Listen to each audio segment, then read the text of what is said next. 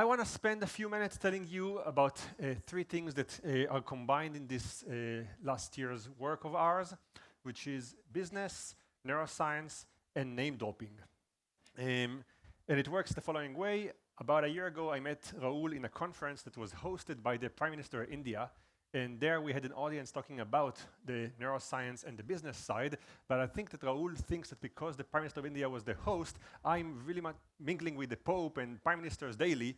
And that's why I thought I was invited here to not just tell you about the work, but also to name drop. So I'm going to do one name dropping early on and use that as a vessel to kind of go about my talk, which is, let's title this session, How Elon Musk Stole My Work and Made it into a Successful Company, and what am I going to do about it to revenge? And here is how it materializes. In 2016, I gave a talk in a public conference about work that we've been doing for 10 years in the lab. At this conference, there were many people that kind of were eavesdropping on the conversations and trying to make them into products. A year later, in a conference that happened in Vancouver, that normally brings typically either neuroscientists or computer scientists, or maybe the two, but not really businessmen or other individuals. The conference is called NIPS, to some of you who may know it. There was one more guy that attended, Elon Musk, and at the end of the conference, most of my colleagues were stolen from academia and became what you know now as Neuralink. So now I'm going to tell you the behind the scenes of this work and how they are working in the last 7 years, how we play with this business side of the same research, and where I see it going in the next 10 years. All in very few minutes. So, I'm a neuroscientist. I studied the brain. I spent the last 15 years looking at the brain in different ways, but namely, what I would be thinking of as the thing that you would put on my tombstone in terms of kind of what is the thing I'm proud of the most in neuroscience is that we pioneered a niche of research that wasn't popular at all when I started. Now it has still not that many, but a few more people working in this domain. And some of you who are in the space of neurosurgery might know it as human electrophysiology or single neural coding. But those of you who don't know anything about it, let me show you how I think about it in very few slides. Essentially, neuroscientists study the brain typically in one of two ways. Either they study the brains of humans using what we call neuroimaging, which is looking at the brain from the outside and trying to understand what's going on inside. This is what you know as fMRI or EEG or CT or PET, many tools to all get inside the brain without opening one. Whereas with animals, we can actually open the brain. This is what you see in the bottom side, and we do what is typically classical electrophysiology. We open the brain of a rat or mouse or pig or an ape, and we actually put electrodes deep inside that eavesdrop on the activities of single neurons, and you can understand how the brain works from inside. It's a lot more accurate if you're inside. It's just that most humans wouldn't let you open their brain voluntarily, which is why we had to come here and look for volunteers in this room. Or what we do typically is we look for you as a step towards. Many of you doctors probably see patients that have neural disorders that require brain surgery. And one of the things we do in the last 20 years is we partner with neurosurgeons who see patients for clinical purposes that have to do with brain surgery that aims at actually finding the source of the problem in the brain and solve it. Think epilepsy. A person went through many steps to solve the epilepsy source, couldn't figure it out with medications, raises to a level where the only solution is to go to an invasive surgery where a surgeon opens their brain, put electrodes in the area that we suspect the seizure onset is, keeps the patient with open brain electrodes inside for about 2 weeks while we wait for seizures to occur repeatedly. We use the electrodes in the brain to triangulate the seizures onset, resect the damaged part, take the electrodes out, and then the patient walks away, typically seizure-free.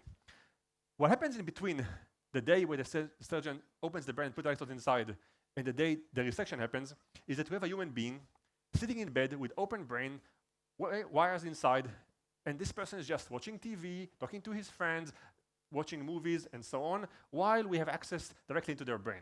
This is what we call human electrophysiology. It's the niche research that allows you to actually study human brains with electrodes deep inside their brain, monitoring the activities of single neurons while the person behaves and let us know how they think, feel, and interact. If you know nothing about the brain, all you need to do for this talk to work is that if you zoom into a brain and you listen to cells speaking to one another, what you hear is something that sounds like this.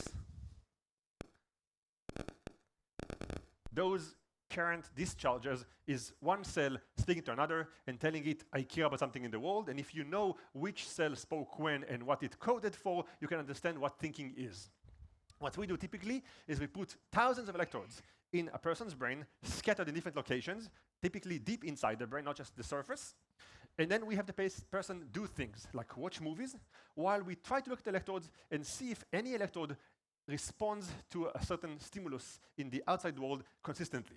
As in, every time a person sees a picture of their mom, this one cell fires, and presumably it codes something related to the mom.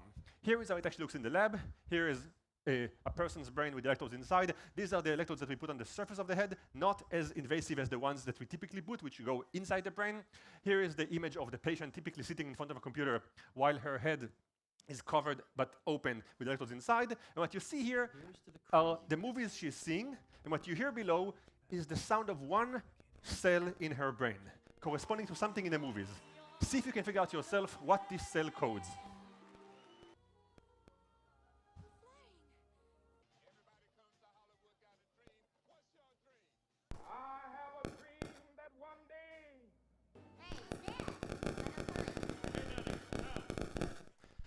This is the one cell in this woman's brain that codes thinking about The Simpsons.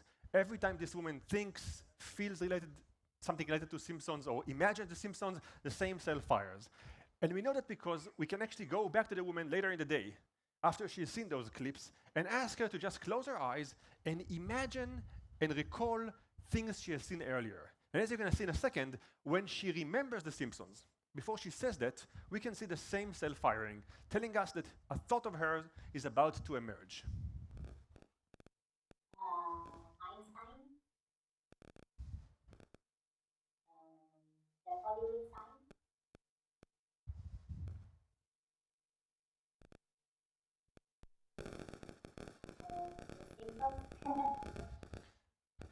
What you see here is a thought in action.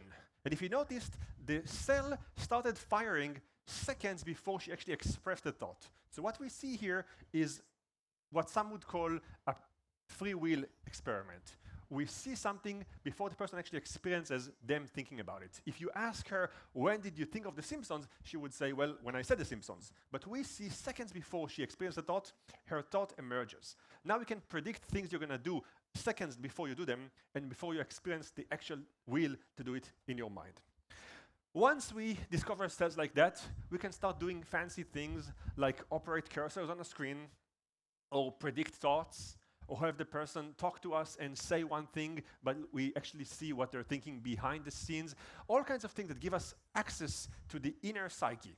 This is what I've been doing for now almost 2 decades, with a small group of scientists scattered all over the world that usually congregate in 1 or 2 labs when those rare patients actually show up. And this is what Elon Musk and his team in 2017 decided to make into a company. So indeed, many of my friends were offered a sum of money that has many more zeros than they get in the academic world, and joined a company that aims at taking this very same research and trying to apply it to first clinical population and ultimately, presumably, to a lot of people recreationally. What I thought I'm going to do in the last part of my talk, after I kind of gave you the insight of how I ended up speaking to business leaders and interfacing between science and Silicon Valley, is tell you where this work, I think, is leading us all in the next 10 years, why you should care about that, and what you should do if you think of either investing in this, joining us in find kind of a correlation between industry and academia, or if you don't like it, do things to stop it. So what I picked are 3 different topics that this research has unveiled in the last 10 years that I think will become remarkable domains of inquiry in the next 10 years. The first one is, through this work, we basically had a thorough understanding of something that up to that point you only could study in rats and mice and animals, which is how memory works in humans. precisely what we did in a very, very kind of hand-wavy fashion, just in one word. We figured out that memories in your brain keep changing once they get to a location, and not only that, they keep moving in the brain. And if you can find exactly the moment where a memory is moved in your brain from one site to another, we can actually target the memory and either change it, erase it, or manipulate it. Either way, manipulate it being copied to some other place, not just in your own brain. This gave rise to a new domain of research that I think will become soon a commodity, which is the idea that memories are no longer just a stationary thing in your brain, but something you can play with. The immediate application by many of my colleagues is solving diseases like Alzheimer and types of dementia that are boundaries to memory. But where it heads is that if we can put implant in your brain that actually listens to your memories as they move around and traces the in and out, we can start thinking of ways to indeed interact with the memory. A colleague of mine is doing this work, namely with animals right now at USC in California, is now showing ways by which you can actually copy memories from one rat to another. How you can actually train one rat to move in a maze and then bring a new one that's never been there, and it gets the memory of the first one and just navigate the maze. Similarly, the same group has shown how you can actually have the rat recall a memory, and then you prevent it from being resaved, and then it's the last time the memory is being used, and so on. Where I think it's heading is towards a world where memories really become something that you can manipulate fully under your spell and decision-making processes, but also something that will become a tool for entities to think of as a way to engage with your memories. We're not used to this. Throughout the 100,000 years that our species existed, one thing that was certain is that a memory that you have came from you. Any memory that you have, you were the source of. If someone asked you about tonight, tomorrow, and you tell them a story about this dinner that you had, and they say, stop, this didn't happen. Last night you actually were playing tennis with me. Your memory will surpass every other evidence. If they show you movies of you playing tennis with them, if they brought 10 other people to say we all play tennis together, you still would be certain that your memories are accurate, because memories are the essence of who we are. If it's in our brain, we put it there. Once memories are being manipulated right now with devices in our head as the vessel to doing that, I think this changes a little bit the relationship we have with memories, which is we won't be able to trust them fully. It summarizes in the sentence that we have on a t-shirt in the lab. It says, don't believe everything you think, which to me encapsulates a future where memories are a commodity rather than a source. I said a few seconds ago that as long as you control the access to the brain, as long as you know that you got it into your brain, you're safe. But the second thing that our research has unveiled, I think, in the last couple of years, is that even the filters, the mechanisms by which things enter our brain, are now up for grabs. Research by a few labs has shown that essentially most of the ways by which things get into our brain, our eyes, our ears, our tongue, our nose, and our skin, are things that we can now override. We can override them using the same implants in the brain by essentially sitting between the input and the processing units and essentially overriding them. So instead of your eyes giving you information, the information comes from a device inside and makes you think that your eyes were the source. There are many clinical trials right now of colleagues of mine that try to help people that are blind or deaf by replacing the ear with cochlear implants or the eyes with retinal implants, and they show success in creating a new mechanism to actually take the real world and put it inside your brain. But if you control the interface, the sensor, you can start feeding new information, and you can show how you can tune the level of accuracy that inside our brains processes trust the outside. Without going too much into it, I think that the next 10 years will show more and more of those sensors being plugged into the brain. We already have evidence for animals that you can take the whiskers of a cat, plug them into the brain of a ferret, and actually the ferret within several months learns to experience the accelerometers that whiskers of cats provide, suggesting that the same thing could apply to humans. We can start taking things like the sensors we use in our labs to monitor radio waves or microwaves and actually filter them into the existing sensors and give you an enhanced experience, seeing behind a wall or experiencing gravity differently like a cat. Again, if we control the filters, it's a remarkable ability to be a superhuman. At the same time, trusting that what you see is actually what's out there becomes a questionable thing. You might not know that you and a friend sitting next to you in bed are watching the same movie because your eyes are the mechanism that we control. And third and final one, the one that I personally like the most, just because it's kind of in a way, a resolution to a childhood dream of mine, which is to understand dreams. In the last 10 years, we were for the first time able to make moves towards understanding how dreams work. Putting electrodes in the brain when a person is awake allows us to see if they think of The Simpsons or of their mom. But if we keep the electrodes there when they go to sleep, we can keep decoding, processing information that emerges in their mind's eye while they're not there because their guards are down. Essentially, read their dreams. There are several labs right now that do that in different ways, but the combination of all of our works together is that we can start getting access to your dreams. Getting access to dreams gives you two different things. One, it's taking something that usually is away from us and giving us access to it. We namely wake up in the morning and forget our dreams, and now someone can say, hey, here's the movie of your dream. What do you think about this movie? Reflect on it. And more so, we can start seeing why, for instance, the report you have of your dream might not be the same as the one we've seen. Like maybe you talk about your mom, but I've seen your dad in your dream and I can see why is it the case. We can actually remind you of things you forgot and have you complete the dream and see whether what we see and what you remember are the same things. And we can start actually manipulating the content of your dream. If you think about it, all of us are interested in dreams for millennia. There have been hieroglyphs and caves in Egypt with dreams. At the same time, only for about 10 years, we actually see dreams. All the things that Freud and Jung and many others were able to access was the story that a person who woke up from a dream tells them. And we know that the stories that you tell when you wake up are tainted by the language of your awake self and by some kind of things that happen as soon as you wake up. Now, for the first time, we don't need you to tell us a story. We can look at your dreams directly, and this gives us access into the psyche that we never had before. The last part of that we're looking at right now is the ability to actually change dreams and write them. And this in itself, I think, not just becomes a cool thing that we can use as society to create a new commodity, it's a new tool to solve a lot of problems that we couldn't solve before. It's the ultimate VR. You go out on a date and you come back home. Instead of just going to sleep side by side and retiring to your own world, now we can actually guarantee that your dreams are going to be somehow shared and you continue the experience together. You want to have a closure with someone that in the real world you can't talk to because maybe they're passed away, like your grandma, you always want to talk to again. You can now bring her into your dreams and have another conversation with her. Granted, it's your brain putting words in her mouth, but it still feels like someone else talking to you, and suddenly you can do that. You can have all kinds of experiences that you can't have in the real world, like going to Mars in your dreams, and they feel for a fraction of time as if it's reality. And in that sense, I think that many industries will thrive from access to your dreams, whether it's entertainment, dating, therapy, and potentially the entire media world.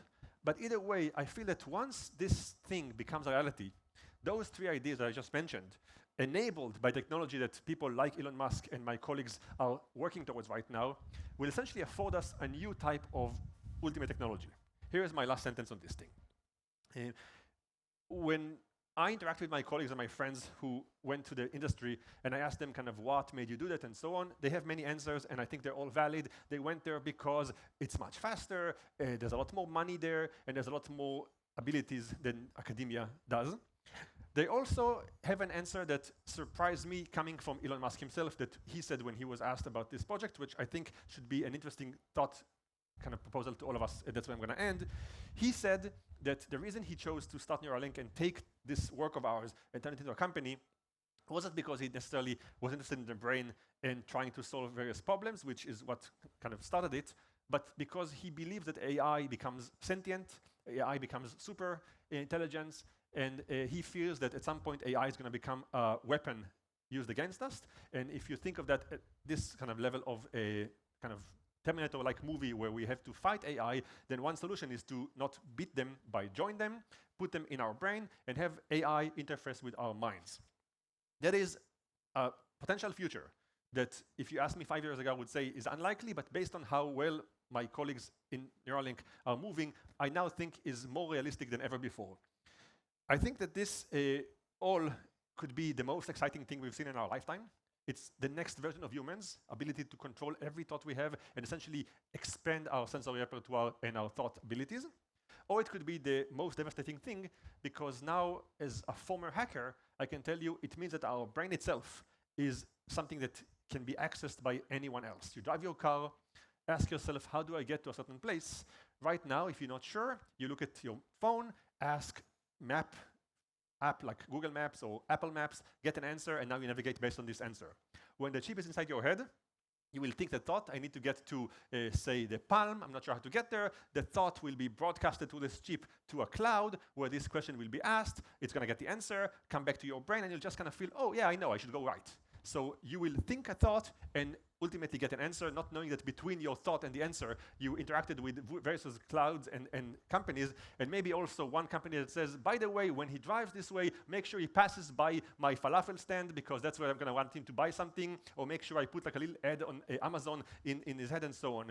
When this world becomes a world that moves from academia into business, there aren't just cool things that come from doing it faster in a much more efficient way. There are also the risks of capitalism and different entities with different incentives working against us. So I wanted to kind of try to be as neutral as possible by showing you how excited I am about this work and how excited I am that someone with a lot of entrepreneurial abilities took it and made it into a successful company, while at the same time telling you, many doctors in the room and many people who are leading the future of our industry, how this work could also end up being used in a negative way, and in many ways I think it's in the hands of people like the people in the room to decide where it's going. You're going to get a lot of awards today, which means that your voice is going to be even more amplified. People are going to care about what you say, and whether you like it or not a lot or think it's bad, I think it's a good time right now for people like the people in the room to have an opinion and voice it, because when it's full, it's too late. Thank you very much.